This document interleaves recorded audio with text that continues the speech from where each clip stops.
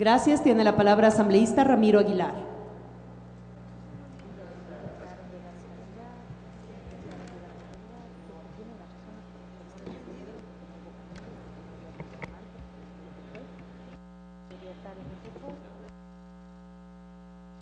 Ok, gracias señora presidenta. A ver, yo primero creo que es básico, está bien, me parece fundamental lo que ha hecho la comisión, llamar y preguntar a los oficiales en servicio activo qué opinan respecto a estas dos cosas.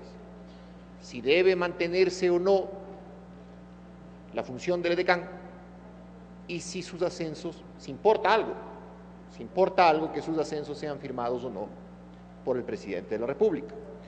Entonces es interesante, está bien lo que ha hecho la comisión.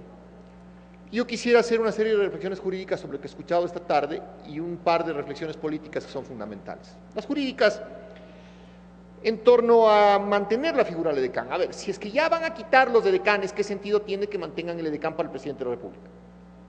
No tiene ningún sentido. Y le van a hacer padecer al pobre oficial de las Fuerzas Armadas, al que le van a designar edecán del presidente, padecer la subordinación y el ponerse en segundo plano respecto del cuerpo de seguridad presidencial que ustedes están debatiendo en el cuarto libro del Código de Seguridad Ciudadana. Entonces, hay que legislar en forma armónica. No tiene el menor sentido que mantengan al edecán del presidente. Y la segunda cosa que tampoco tiene mucho sentido, y en eso discrepo con el asambleísta Fierro e incluso con el asambleísta Carvajal, es que incorporen una disposición transitoria en virtud de la cual los edecanes que han sido designados permanezcan en sus funciones hasta que se terminen los periodos de designación. ¿Por qué no? Porque no tiene sentido. Porque al ser oficiales de Fuerzas Armadas se entiende que su situación es distinta a la de una persona que se mantenga en el servicio civil o en la carrera administrativa.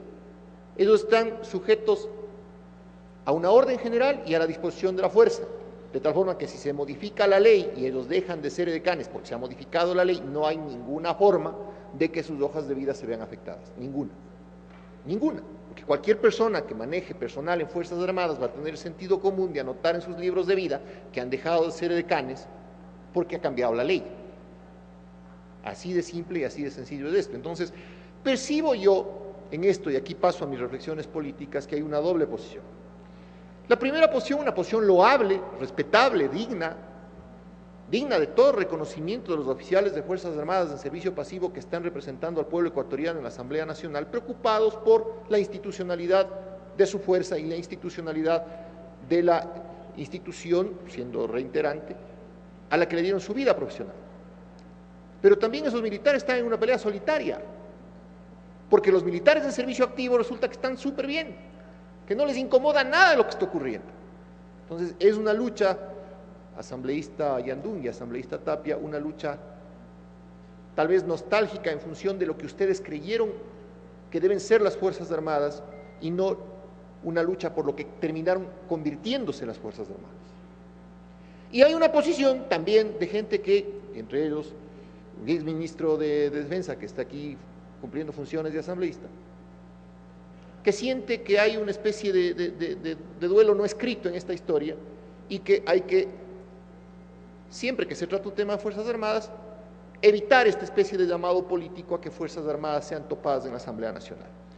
Fuerzas Armadas a lo largo de la historia, y quisiera un poco contextualizar la frase del presidente Velasco Ibarra que citó el asambleísta Tapia, han sido actores para bien y para mal de la política ecuatoriana.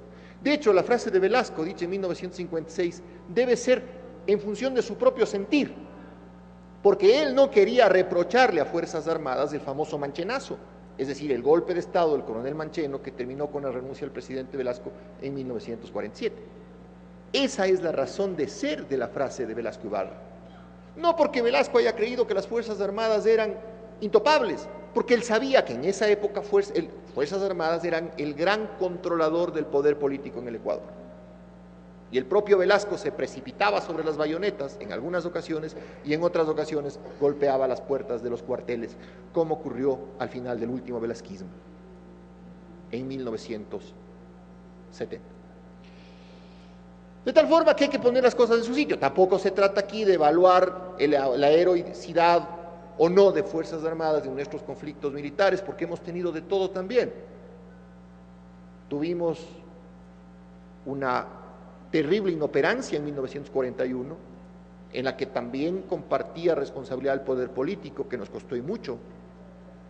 Tuvimos también inoperancia en 1981, cuando se movió un puesto militar para formar un falso destacamento en suelo que era suelo no delimitado. Hay que decir la verdad. Y obviamente tuvimos el éxito militar que nos llevó a firmar la paz con dignidad en el conflicto armado del CENEPA. Pero eso es parte de la historia. En este momento lo que estamos hablando básicamente es de la actualidad de Fuerzas Armadas. Y en la actualidad de Fuerzas Armadas, también debo decirle, asambleísta Carvajal, con todo el respeto y la consideración, que me parece inaceptable, así como el bombardeo uribista a Angostura, me parece inaceptable que el comandante alias Raúl Reyes se haya paseado por suelo ecuatoriano montando sus campamentos escalonados a vista y paciencia de todo el mundo y que nadie le haya dicho nada. Es decir, que las Fuerzas Armadas ecuatorianas fueron tan inoperantes o acaso recibieron órdenes para no toparle y dejar que el señor viva en suelo ecuatoriano como vivir en un hotel. Si vamos a decirnos la verdad, digámosla completa. En ese orden de cosas, señora presidenta y señores miembros de la Asamblea, voy a votar afirmativamente por esta ley, por las razones que les dije en el primer debate. Me parece una cuestión de mero trámite, absolutamente burocrática, que no tiene mayor importancia. Tan no tiene mayor importancia que los oficiales del servicio activo así lo han dicho, de lo que consta en el informe de la comisión.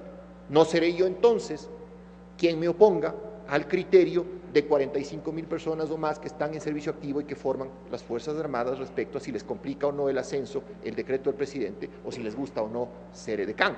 Pero lo que sí creo que debe tener esta Asamblea en algún momento es un debate abierto, sólido, real, no de la acción política de Fuerzas Armadas, no de su papel en el rol democrático, en el rol de la defensa de la constitucionalidad. No, eso está claro. Fuerzas Armadas no tienen nada que hacer en el tema del control de la constitucionalidad o de velar y ser el contrapeso del poder político en el Ecuador. No, lo que sí me preocupa y es real, como les dije en el primer debate, es la capacidad operativa de Fuerzas Armadas.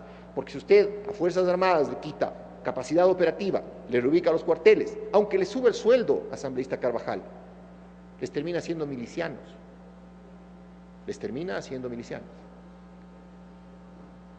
Creo que eso es básicamente lo que hay que decir. Respeto las opiniones en contra, pero creo, señores, que no debemos ni perder la perspectiva y ampliar este debate a algo que no es, ni tampoco transformarnos de un lado o del otro en voceros de quienes no están aquí.